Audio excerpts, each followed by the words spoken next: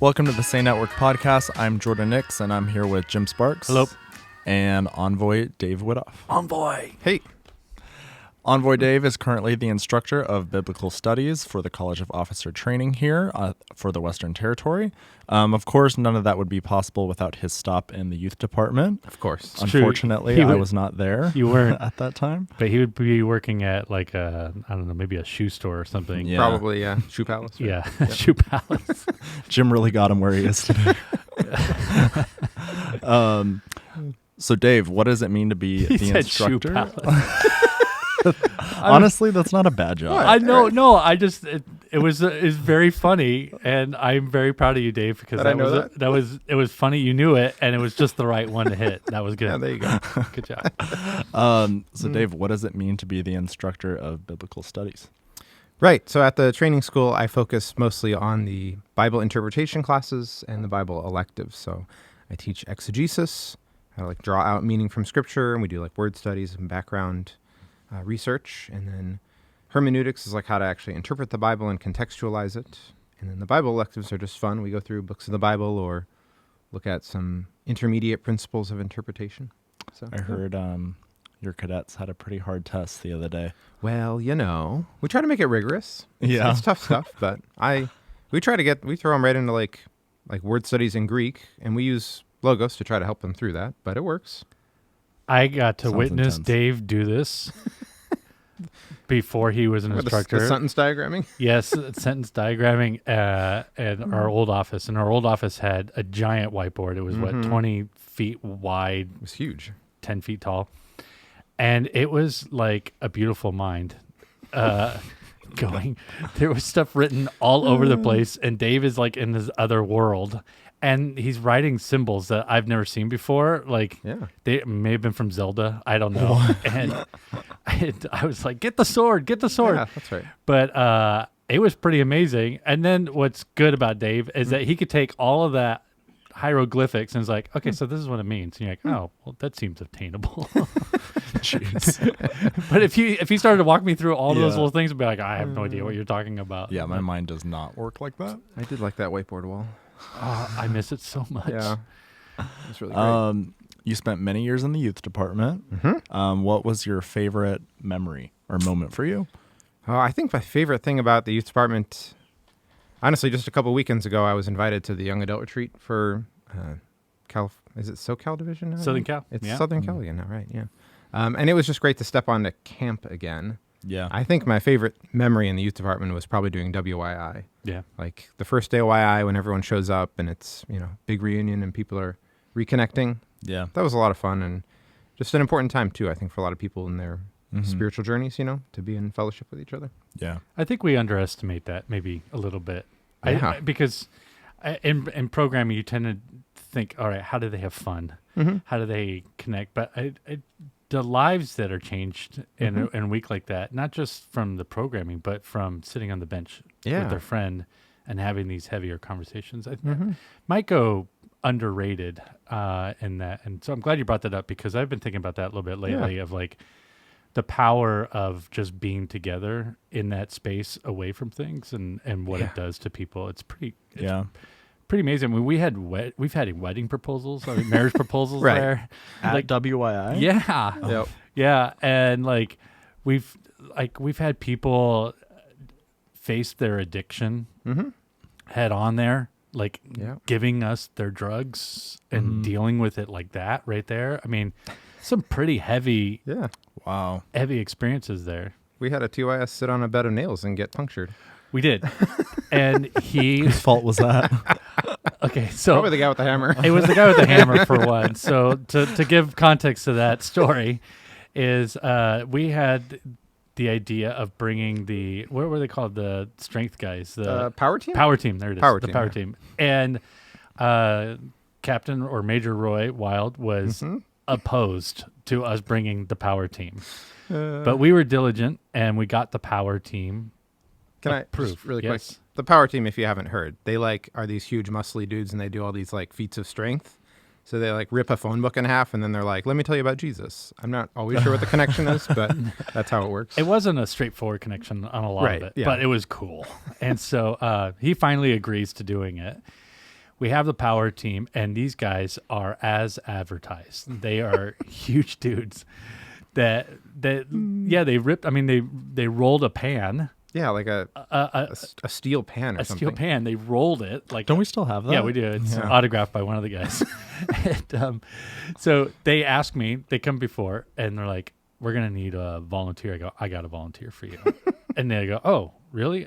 They're going to have to sit on a bed of nails. I go, even better. I got a volunteer for you. I go, it's that guy right there. Right and there. I pointed to Major Roy Wild. Roy didn't know. And so they call him up to sit on this bed of nails, which is fine. That itself is fine. And so he's laying on this bed of nails. Then they put Cinder block, right? another set of bed of nails on top of him. Oh, that's right. Yeah. And then they put a cinder block on top of that. And then that guy takes a sledgehammer and hits the cinder block. Now, with the science behind it all, right. If you square up that cinder block, it's going to disperse everything and you're going to be fine. Across all the nails, and it'll be totally fine. Yes. He hesitates in the swing, hits the corner He of glanced it. Yep. He did break the cinder block technically, but what it did is it pushed the nails, all one area, and it punctured Roy in like 8 little areas. Do you have a tetanus shot? You should have. Should have. Oh my gosh. And you couldn't tell anything wrong really Not happened. in the moment. Not in the moment. But Roy came in the back and he goes, I told you. And he pulled up his shirt and he's got like little blood drops hanging from him. I felt so It bad. wasn't like super deep, but it was definitely Jeez. bleeding. I mean, I felt really, really bad for like a couple minutes. And then it was, but yeah, that was a wild night. That night was one of the loudest nights I've ever been at in a Salvation Army atmosphere. People lost their minds Everyone got that night. super into it. Yeah. Yeah. It was like, It was very funny. well, we had everyone dress up like, Right. in workout gear. Right. And because these guys were here, and we had a couple pump up jams, and Yep. I mean, we were borderline losing control. People were up and running around inside the hall because what these guys were doing. At one point, they lit fire and like everyone's screaming. It was That was a good Wow. memory too, actually. That was great. crazy. Great question. How many years were you in the department? 5 years. 5 years. Yeah. Okay. So 5 Yeah. WIs. Yep. Yeah. Yep. Wow. Oh man, I miss it. It was great. So it sounds like you guys had a pretty crazy time at WII. Would you say that's pretty common in general for youth departments? Causing a ruckus? Yeah. Definitely at the events and stuff, we like to have fun, and like Jim's saying, that's a big part and purpose of the camps is to bring people together to enjoy the fellowship and have a fun time. But I always cracked up at the old office. So Jordan, you never saw that, but at 180 Ocean, our office was set in like loop, so you kind of had to walk through the youth department to get to a bunch of other places, and people would always walk through it, and they'd stop and be like, "Whoa, it's like super quiet in here. I thought you guys would be like rowdy and stuff." And we're like, we're doing work. Yeah. But like every do have time jobs. people would, right? Yeah, it's constant. It's like, oh, it's really, really quiet. It's really quiet in here. Isn't this place usually pumping? I'm like, what? Do we have like a discotheque? Like it always has to be a party in the There's department. always a DJ. Yes, right. Just constantly. Yeah, that's kind of but then the reputation is that we're a bunch of clowns. Right. Yes. In a lot of sense, but None of that really fit I mean, together. but- that's why I wanted people to walk in and see beautiful mind Dave over there working Yeah. on the Greek. Yeah. writing Greek and Hebrew out. wasn't it like your first few weeks when they did that prank on Roy with was it Heather Yes. giving birth Yes, or something? yeah. So That's a long story. it is. I'll try to make it really quick. All right. So Dave, how many weeks were you there? Like 5? No, less than that. Like 3, I think. Okay. So It was very early. we were remodeling our department, and so most of us were in one room together, and we were all working at a boardroom table together. And Heather was very, very pregnant at the time. And so she says, I don't know why. I was just working. I had no idea why it came to my head. And I said to Heather with a straight face, I go, what are the odds that your water breaks in a staff meeting? And she, with a straight face, man. in immediate response goes, yeah, pretty good. And we immediately went into go mode Yes. of creating this. And poor Dave just comes from Logos, which I'm sure that never ever happened. Can't say that it did. And so we had a Q word, and I had it all set up, and we were doing a meeting, and I had a sentence, and when I said the sentence, it was go time. And poor Dave kept saying the whole time, guys, I can't keep a straight face. I don't have a poker face. I don't have a poker Yeah. face. And he's like kind of not panicking, but like, What do I do? He's getting a little urgent, right? And then You figure it out. Megan goes, you figure it out. 'Cause this is what we do. And we did. I said the sentence, and Heather dropped water on herself, and very much appeared that her water broke in the meeting. And Roy flipped out. He was tripping. He kind of panicked. He was like, And he like hates that type of stuff anyway. he was right? uncomfortable with Yeah. it. Yes. And so that we leaned into that. And man. there was a lot of laughter. There was maybe some anger, and but a lot of laughter. And we did some pretty so funny. big stuff. But that was like Dave's orientation. It was great. Initiation. I always think back to like, what did he tell his parents that week? They're like, so like, how's the new job going? Well, one of the ladies faked a birth a water break this week. And they're like, What are you talking about? so there are things that we do in the youth department that probably deserve the reputation. Yeah. I was thinking when we were testing out, we were doing a Mario night at WYI, and we were testing out the idea of being able to shoot balloons down,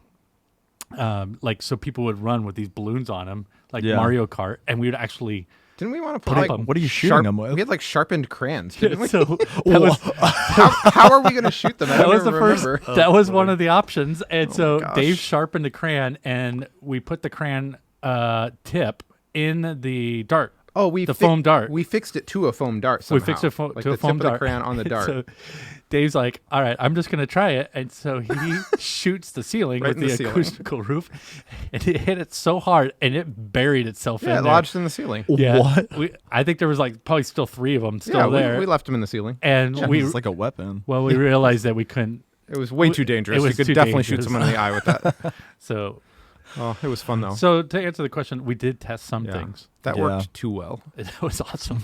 It was super cool. All right. Well, Jim has a youth culture topic for us today. So what are we We're talking going to about? transition seamlessly into this youth culture topic. Of course. So I'm not a foodie. Are you guys foodies at all? I guess I could consider myself a Yeah, foodie. I think you probably lean Sure. towards foodie. Yeah. I mean, what do you mean by like, what would classify you as a foodie? You like trying different things, and you really are seeking out good meals. Like in I new restaurants. intentionally go I out would and say try that. restaurants I've never tried before. Yeah. Yeah. Okay. There you go. I am the opposite. I go to Taco Ensenada whenever I possibly can, and if it's not Taco Ensenada, then it's Taco Estrella. And so, like, I just kind of, I'm a very simple man. Tacos. Yeah. Now, I have dietary restrictions, but anyways, Gen Z's preferences in food are defining the future of the food industry. A study revealed that Gen Zers are extremely health conscious and their food choices, with 67% of them considering the nutritional content of their food. Now, my generation did not do that. And according to the American Egg Board, there is such a thing. Gen Z's American Egg Egg Board, yes. Okay. Very official. It is very official. How do you get on that board? I love eggs. I have like 7 puns I could roll off right now if you want. Gen Z's food choice focus mainly on 3 things: social media, convenience, and health. They are also more likely to consume plant-based products in contrast to their millennial predecessors, which means they are more open to becoming vegetarians. Now, interestingly enough, because of COVID-19, Gen Z households spent $760 on food on a monthly basis, with 72% for grocery items. And likewise, 52% of Gen Zers were likely to shop in person, while 34% intend to sustain their high online spending rates even when the pandemic is through. It kind of goes on to talk about how the pandemic may have changed their way of doing stuff, of eating a certain way. But I kind of find it fascinating that, and this is worth noting that in 2016 reports that say that Gen Zers already spent $78 billion on restaurants. Now, here's what's interesting. The millennial generation has been talked about of killing restaurants. Right, yes. Right? That's Really? Well, yeah, Yes. like killing like Olive Garden and Chili's and all these other places. right. They're, Oh, like chains. yeah. Yeah, Yeah. family-friendly chain. And so it's interesting is that Gen Zers are maybe they might reverse that curve a little bit, but it's got to be nutritional. Right.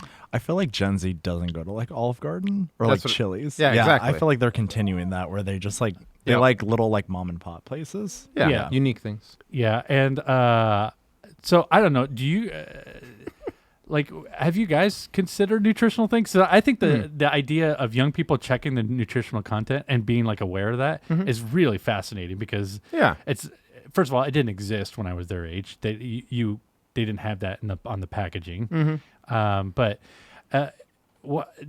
when did you start? Do you guys even look? Do you care? I've always looked, but that's because I was kind of raised that way. Like my family only shopped at like Whole Foods and natural grocers.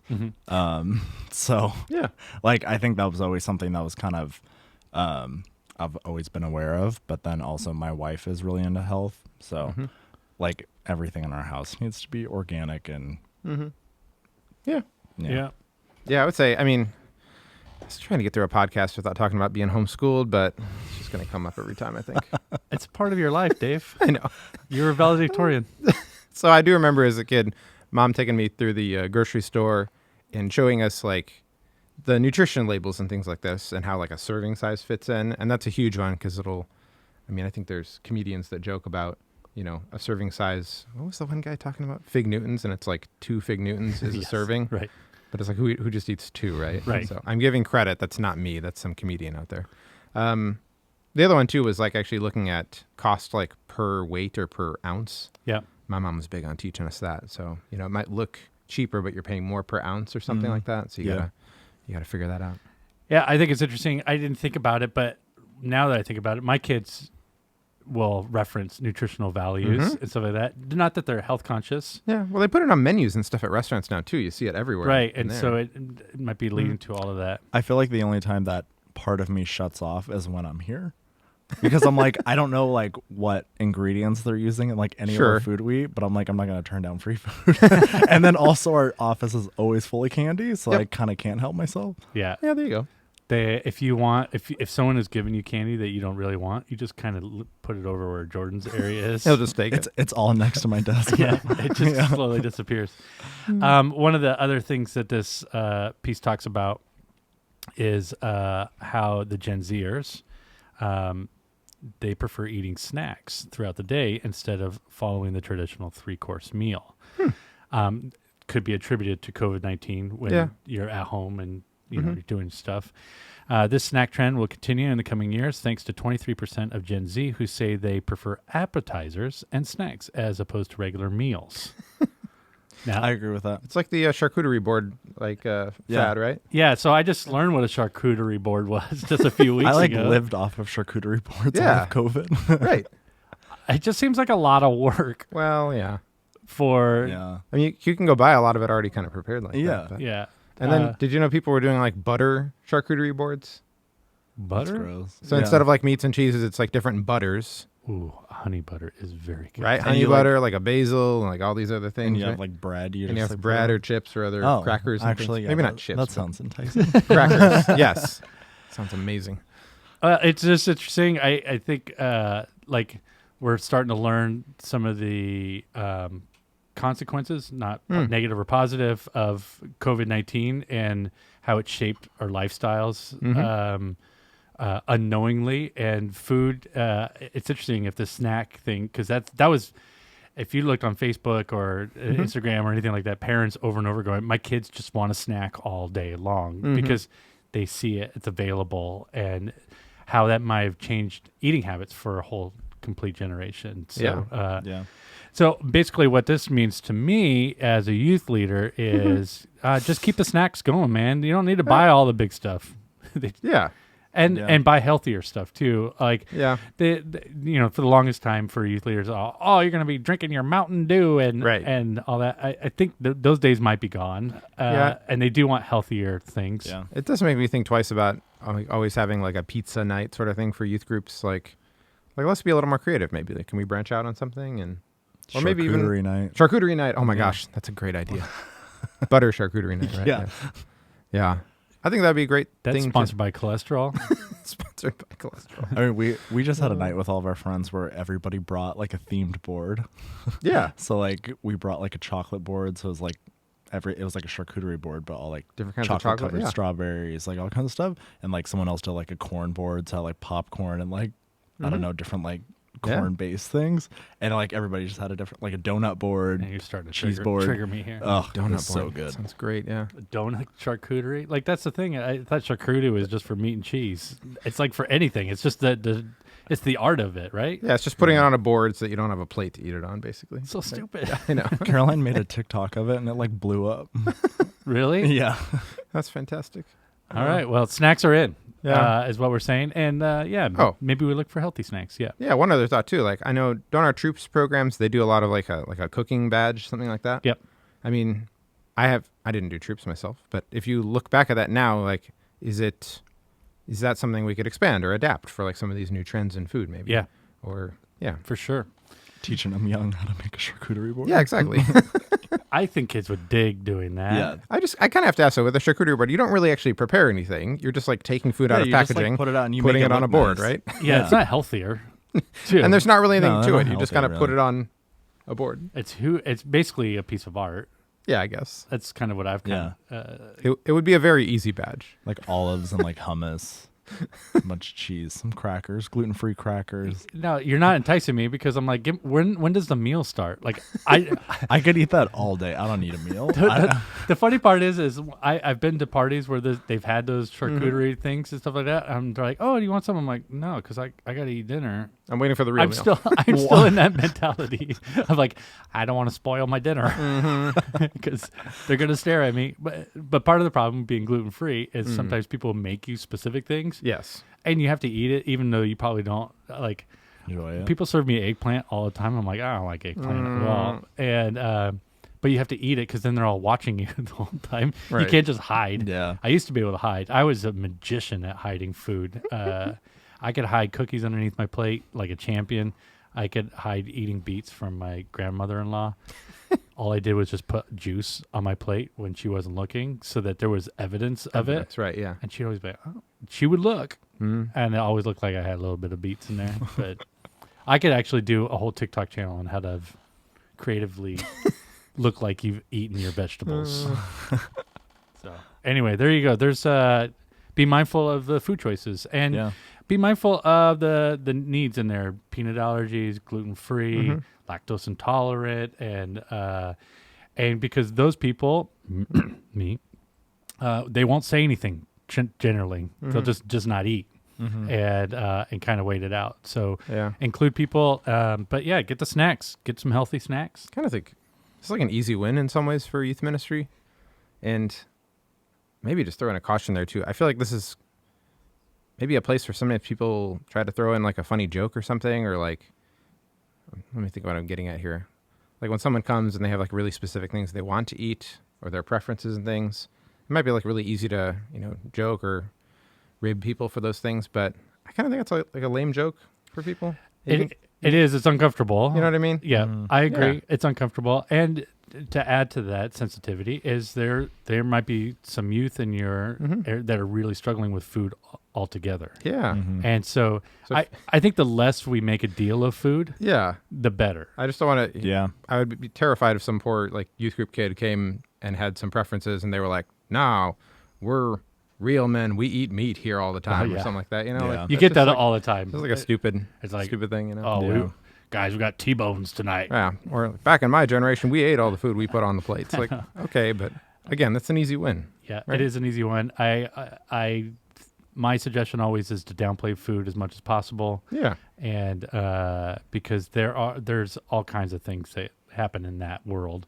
So eat is power up and go do other games and have fun with it. But I do like the idea of like the charcuterie kind of thing is fun. I know my core for my kids, they did like during Christmas, they usually design something out of their candy from maybe Halloween or something like that that's left over in the house, and they do a design on that. That's kind of fun and stuff like that, and people could come and take it off. And so have fun with that. But there you go, Gen Z food preferences. Cool. for the win. Yeah, I mean, it makes sense. I feel like, I mean, at least in my world, I guess I am Gen Z. So, yeah, we definitely care about health. Thank you for that, Jim. You're also going to bring us a youth program idea. Yeah.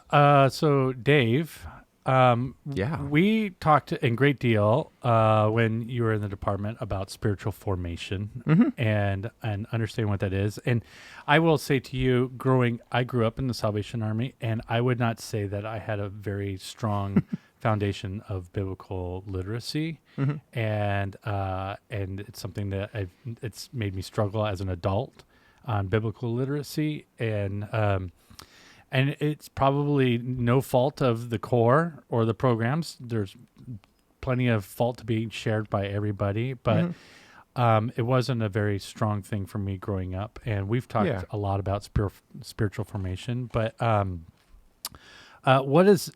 when we hear spiritual formation, what does that mean? To like from a programming standpoint, what does that mean?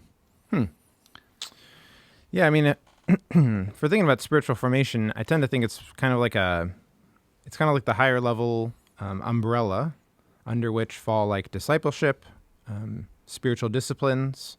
And you can kind of think about that as like discipleship is how maybe other people are help leading you in the faith, guiding you to be like Christ. And your own spiritual disciplines, that's like what you take on for yourself in your own life, reading scripture, praying, and a host of other disciplines as well. I think maybe the extra part to spiritual formation that really includes everything is how your spiritual formation is also how you live out your faith then too. It's not just what's poured in by others or what you go and do in the Word, but it's how you like minister to other people, serve other people. That's the holistic picture of spiritual formation. And I think this is why it is very difficult for core to really get their heads around this because there's so much involved in it. This is like spiritual formation is the catch-all for bringing people from children to adults and from babies in Christ to maturity in Christ. It's the whole gambit. Yeah, it's when you were helping me understand it, working in the department, it could feel overwhelming. Oh, totally. To try to sort that out. You know, it's like, gosh. So what are some tips that you could share that will help with our own spiritual formation? So our own personal one, because I think a lot of times youth leaders forget about their own selves. Yeah. And maybe core officers forget about their own selves because they're worried about other people. You hear this a lot, particularly in the language when you're at a youth retreat and you're in the prayer circle, the leader's prayer circle before, and like help them. Help the youth. I'm like, this is for you too. Yeah. You know what I mean?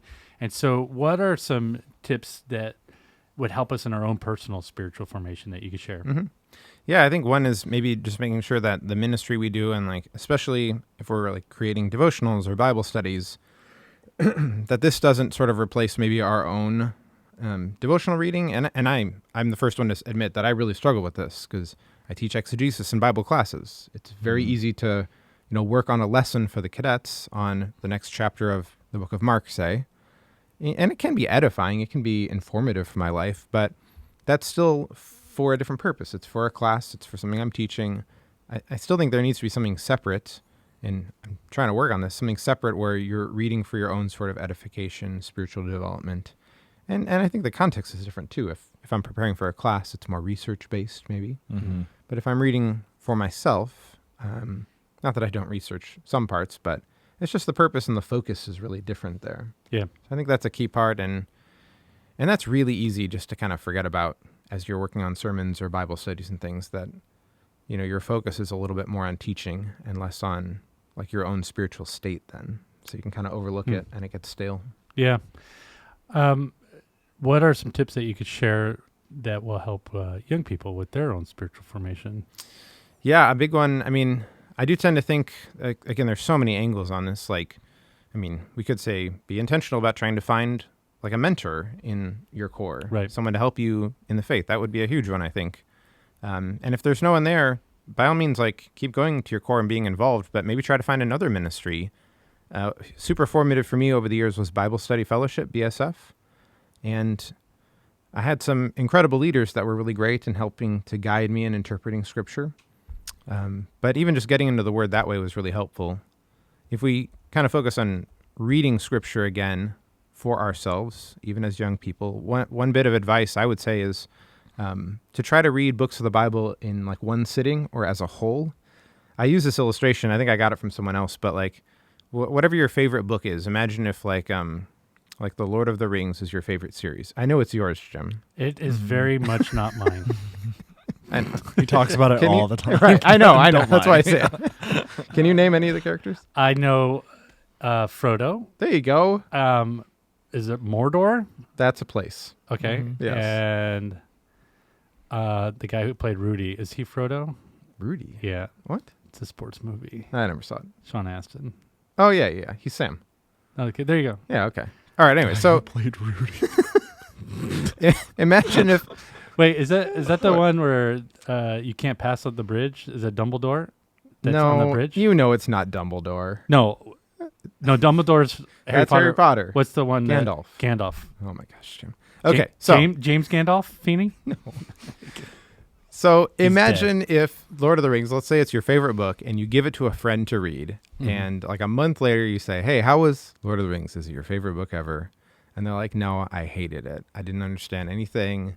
It was super confusing. This is what some people kind of say about the Bible. Maybe not that they hated it, but they say it's confusing. It's difficult. And then you say to your friend, well, what happened? Like, did you get through the whole book? Did you read the whole thing? And then they were like, no, I read page 150, I read page 225, and I read this one paragraph kind of near the end on page 402.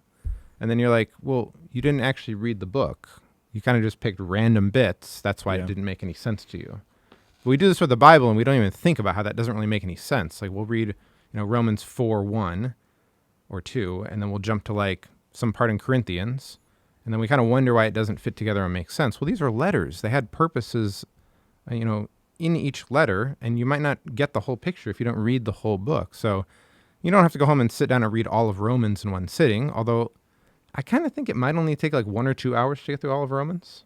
For you. It's not that's not terrible. But again, just reading books as a whole will really help us get the message and understand it a lot better, I think. And I think that way Scripture will kind of be more instilled in us that way. Nice. Yeah. Very helpful advice. It seems maybe insurmountable to think about some of that because there is a lot involved, but I think you've offered very practical tips to just kind of start chipping away. And maybe awareness is really key of being able to figure out that path for each person. Yep. And you can start small with certain things too. Like you could read Ephesians. I think that would probably take 15 or 20 minutes. Right. In one sitting. James, there you go. Yeah. Easy. Sneeze James, right? Right. Cool. Well, thank you, Dave, for some very practical advice. Yeah. And now we're going to the Wheel of Doom, the Wheel of Death, where you get to share a story. First, we got to spin the wheel. Oh, gosh. Right. All right, here we go. We're going to spin, and it's spinning, and oh, my goodness, another one. This one time in a Corvan. Of course. Yeah. We got a lot of variety this year. We're going to have to change this wheel. Yeah. All right, this one time in a Corvan. Yeah. Okay. It's not. What was her name? No. Oh, okay. It's not a long story, but I do remember it being fairly funny, at least in the moment. At my old core, Oak Brook Terrace, outside Chicago, we did a pretty good kettle operation there, and we had several vans. We had this one really old van, like every core has this old broken down van. And it probably was like all rusty. It was super rusty, and I think we used to get fish donations, so it always smelled like fish. It was really bad, right? And I think it was like our winter ski trip or something. So it was like the second week in January. They had put the benches back in the van, and I think I was even back on like break from college or something. And I was driving the van to camp with a bunch of the teens in the car, and we were in the fish van, of course. So we pull out of the core. We're going down the road. We're turning onto this like on-ramp to get on the highway to go up to Wisconsin, I think. And I like the door on the side, I kind of hear isn't like fully closed and whatnot. And I tell that one kid sitting there, hey, can you like open the door and close it again while we're on this ramp? Just do it quick and we'll be set. And like this one kid from the back who had been working kettles the whole season, he like, In slow-mo, he's like, no, reaching forward, and the kid by the door opens it, and the door falls off. Just completely, not completely. So it was held on by like the top hinge, but the bottom hinge was totally broken, and nobody told me before we headed out. So the door like swings down, kind of crooked, and it's held on top by this hinge that's probably stressed now and breaking. And I was like, oh, great. The door on the van just fell off. Wonderful. So I kind of pull over on the ramp, and then the one guy from the back, I think it was Steve. Steve comes out and he's like, "Yeah, this van's been broken from kettles. We didn't use this door." I was like, "Oh, great.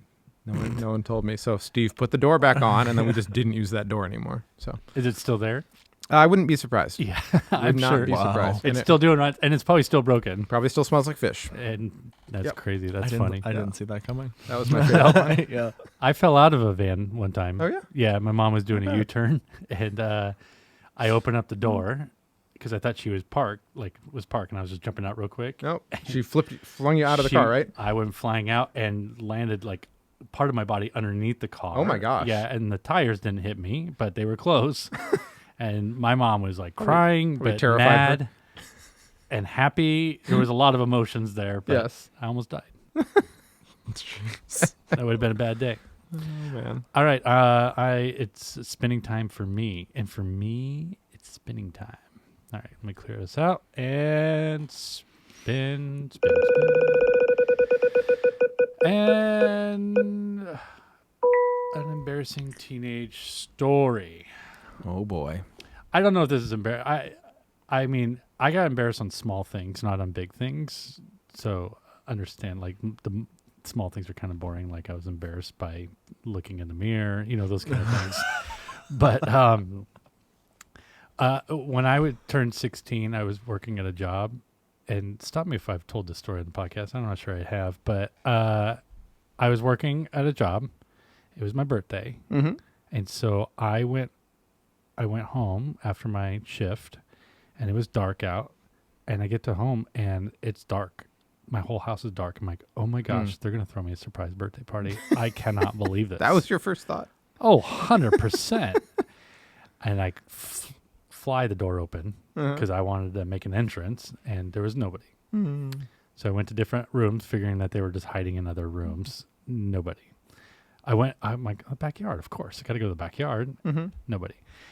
Nobody was home.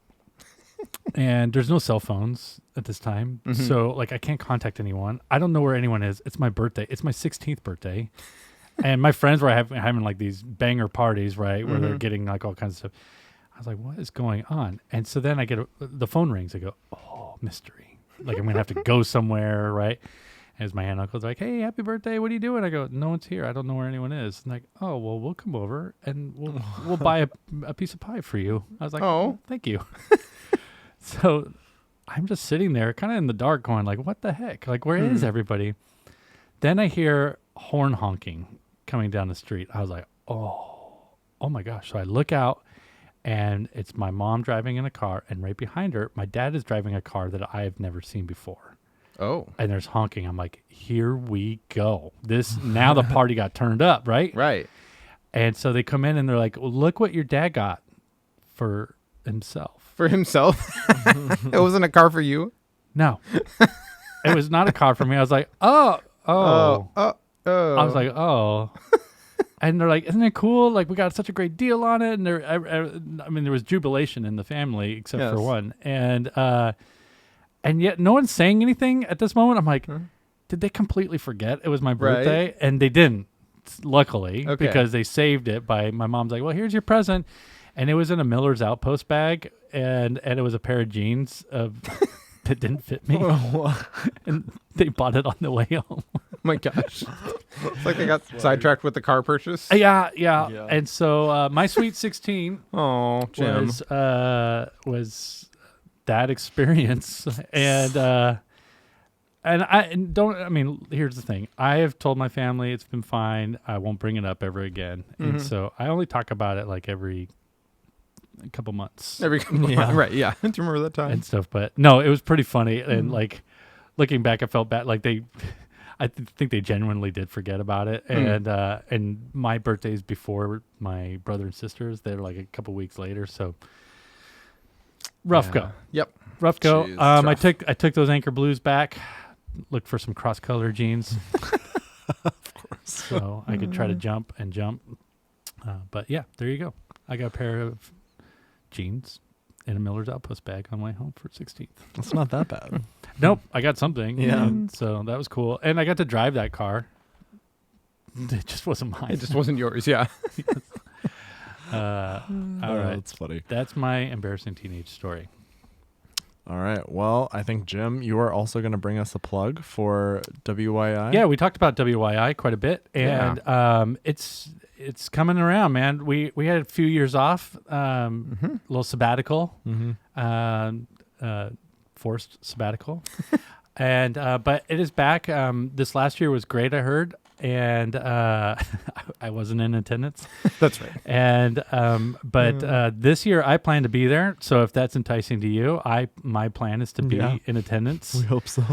But we are already in full swing of working on the content for this year's WYI, and I know it's easy to say I'm really excited about it, but I am, and it will have some new feels to it. It will have some old feels to it, but it's a great retreat for you to get away, you young adult people, to get away and spend some time with people who have a desire to grow in the Word and kind of sort what's going on in their life, in their spiritual life, and the spiritual formation that we talked about. Yeah. And it's just a safe place for that. And that's one of the things that we heard quite a bit in this last year in testimonies, is that this was a safe place for me, and this was a genuine and authentic place. And honestly, that's the highest compliments I think that we could get for doing an event.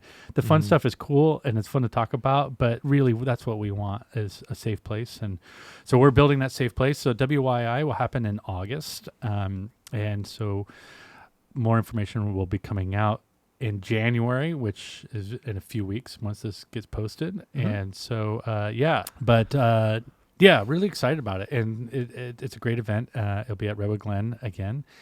And it's just a lot of opportunities. We did some pretty big changes this last year, and they went over well. And so we're going to add to those in this coming year. WYI, go. Cool. Yeah. I'm excited too. That was my first WYI this last year, so now I actually know what it is. Right. And it did not disappoint. I really enjoyed it. Good. All right. Envoy Dave, thank you again for joining us. Yeah. Thanks for having me. Anything we've talked about in this episode is linked in the show notes. If you enjoyed this episode, don't forget to like and subscribe to the Saynetwork podcast on Apple, Spotify, or YouTube so you don't miss out on new content. Thanks for listening, and we'll be back next week with a new episode and new guests. Yeah. Thanks, Dave. Thanks. Right, thank you. See you guys.